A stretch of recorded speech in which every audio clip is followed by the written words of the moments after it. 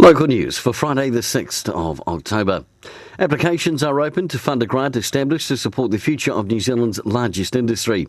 The Anne Sinclair Charitable Trust, administered by Presbyterian Support Central, aims to support future agriculturalists, including farmers, horticulturalists and orchardists, by helping with the costs of their tertiary studies.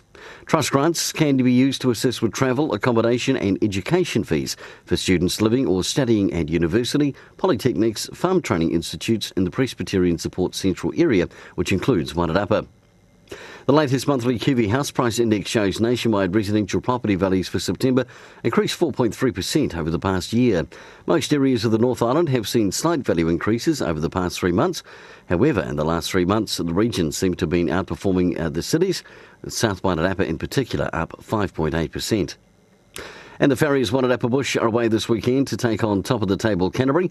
The Wairarapa Bush sides, who have a new captain named, have never been such underdogs for a game, with the TAB pretty much writing them off. For local news and sport, I'm Brent Gare.